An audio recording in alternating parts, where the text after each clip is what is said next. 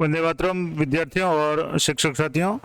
आज का ये महत्वपूर्ण जो वीडियो है वो शिक्षकों और विद्यार्थियों दोनों के लिए इम्पोर्टेंट है। जैसे कि आपको बताया, कक्षा 8 का बोर्ड परीक्षा परिणाम यानी प्रारंभिक शिक्षा पूर्णता प्रमाण पत्र परीक्षा का जो भी रिजल्ट है वो घोषित हो चुका है। अब इस संबंध में अगर कोई भी विद्यार्थी अपने परिणाम या पुनर्गणना करना चाहता है तो उसके लिए विशेष दिशा निर्देश है, वो 19/5/2023 यानी आज ही जारी किए गए हैं। क्या दिशा निर्देश है, किस तरीके से पुनर्गणना की जाएगी और क्या फॉर्म भर के देना पड़ेगा, विद्यालय स्तर पे क्या कार्रवाई करनी है, सारी जानकारी मैं इसमें दूंगा। तो जैसे कि आप देख पा रहे हैं, जिसका विषय है कि प्रारंभिक शिक्षा पूर्णता प्रमाण पत्र परीक्षा कक्षा 8 2023 के परीक्षा परिणाम व पुनर्गणना संबंधी दिशा निर्देशों के क्रम में। तो इसमें लिखा हुआ है कि क्या क्या कार्रवाई होगी। तो प्रारंभिक शिक्षा पूर्णता प्रमाण पत्र परीक्षा कक्षा 8 2023 की पुनर्गणना डाइट प्राचार्य के निर्देशन में संपादित की जाएगी, यानी ये कार्य जिला लेवल पे होगा। दूसरा, उक्त परीक्षा की वार्षिक परीक्षा के विषयों की पुनर्गणना ही की जानी है। सत्रांक की कोई पुनर्गणना नहीं की जाएगी, यानी जो वार्षिक परीक्षा का जो पेपर हुआ था उसी की पुनर्गणना की जाएगी। सेशनल मार्क्स है उनकी गणना नहीं की जाएगी। इसके अलावा परीक्षार्थी द्वारा पुनर्गणना हेतु विद्यालय में विधिवत आवेदन पश्चात संस्था प्रदान समेकित सूची कक्षावार विषयवार में निर्धारित परीक्षा शुल्क के साथ डाइट में जमा कराएंगे। यानी विद्यालय स्तर पर भी कार्य होगा और विद्यार्थी स्तर पर भी होगा। अब क्या क्या होगा वो मैं आगे बताऊंगा आपको। परीक्षार्थी द्वारा पुनर्गणना है तो अधिकतम विषय की कोई विषय चयन की कोई सीमा नहीं, यानी विद्यार्थी 1 से लेकर के 6 जितने भी विषय है सभी विषयों में पुनर्गणना करवा सकता है, या 1-2 कितने भी विषय में पुनर्गणना करवा सकता है। और डाइट प्राचार्य द्वारा पुनर्गणना हेतु प्राप्त आवेदन पत्रों की संख्यावार विषयवार संख्या के आधार पर आवश्यकता अनुसार परीक्षकों की नियुक्ति की जाएगी। पूर्व में संबंधित विषय के परीक्षक रह चुके कार्मिकों को पुनर्गणना हेतु नियुक्त न किया जाए। और डाइट द्वारा संबंधित सीबीओ के मार्फत पुनर्गणना हेतु प्रत्येक मूल्यांकन केंद्र के लिए कक्षावार व विषयवार समिति बनाई जाए, जिसमें एक सदस्य आवश्यक रूप से राजपत्रित हो।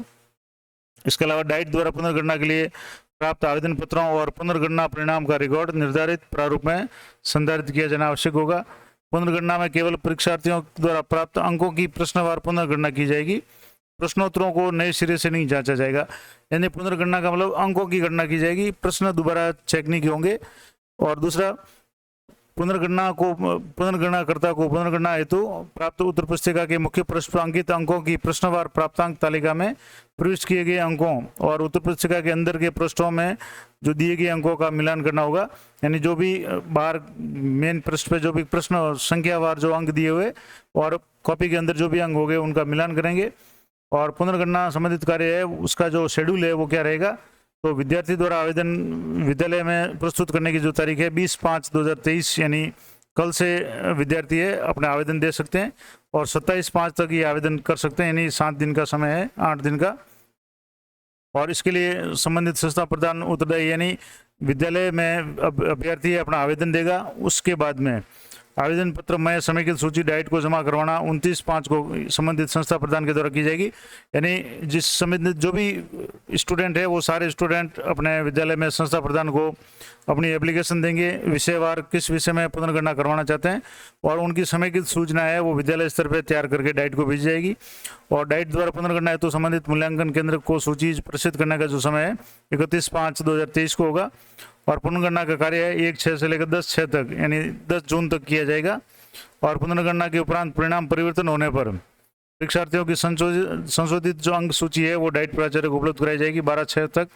और उसके बाद में डाइट द्वारा परिवर्तित अंकों की सूची कार्यालय पंजीक को उपलब्ध करवाने का काम है वो 14/6 तक होगा। तो ये पूरा शेड्यूल रहेगा। तो ये तो हो गया कि किस तारीख से किस तारीख तक, यानी विशेष रूप से विद्यार्थी है 20 तारीख से लेकर यानी कल से लेकर 27 तक अनिवार्य रूप से अगर आप पुनर्गणना करवाना चाहते हैं तो करवा सकते हैं। और उसके बाद में जो भी संस्था प्रदान है वो समेकित सूची किस फॉर्मेट में लेंगे वो मैं आगे बता रहा हूँ। तो जैसे विद्यार्थी है वो इस फॉर्मेट में आवेदन पत्र देगा कि जिसमें कार्यालय जिला प्रशिक्षण संस्थान जिस संबंधित जो भी जिले का है वहाँ का नाम आ जाएगा, और प्रधानाचार्य समस्त जिला शिक्षा प्रशिक्षण संस्थान विषय कक्षा 8 में पुनर्गणना है तो इसमें विद्यार्थी का नाम आ जाएगा, परीक्षार्थी का पिता का नाम, जन्मतिथि, परीक्षार्थी के रोल नंबर होंगे, विद्यालय का नाम जिसमें वो अध्ययनरत है, परीक्षा केंद्र का नाम जहां उसने परीक्षा 8वीं बोर्ड की दी थी, और कितने विषयों में वो आवेदन कर रहा है। मान लो 5 विषय में कर रहा था 5, 6 में कर रहा था 6, 1 में कर रहा था 1, और जिस विषय में आवेदन करना चाहता है उसका यहाँ विषय का नाम लिखना है। और यहाँ परीक्षार्थी हस्ताक्षर करेगा और संस्था प्रधान यहाँ हस्ताक्षर करेंगे।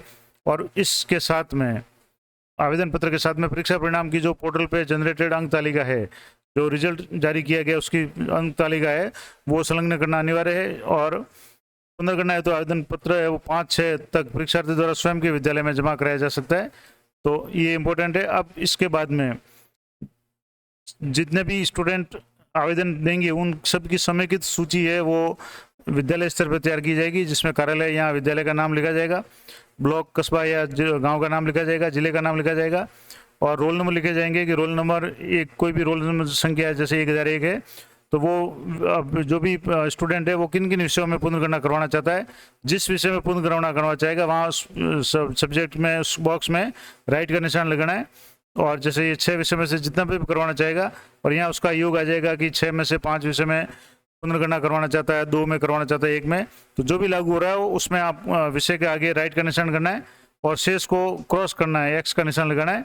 और जो समेकित सूची है संबंधित डाइट में निर्धारित तिथि तक आवश्यक रूप से जमा करवाने का जो भी कार्य है वो संबंधित संस्था प्रदान का होगा। तो ये महत्वपूर्ण अपडेट थी कि कोई भी विद्यार्थी अगर 8वीं बोर्ड की अपनी कॉपियाँ हैं वो उसकी पुनर्गणना करवाना चाहता है तो उसके लिए निर्धारित समय में, यानी कि जैसे यहाँ दिया हुआ है कि 20/5 से 27/5 तक अनिवार्य रूप से इनको जमा करा दें, और ताकि विद्यालय स्तर पे 29 तारीख तक है वो इसकी समय की सूची बना करके संस्था प्रधान डाइट में जमा करा सके। तो ये महत्वपूर्ण अपडेट थी। आशा करता हूँ ये जानकारी आपके लिए उपयोगी रहेगी। इस तरह के अपडेट के लिए चैनल पे बने रहें। मिलते हैं नेक्स्ट वीडियो में, तब तक जय हिंद, जय भारत।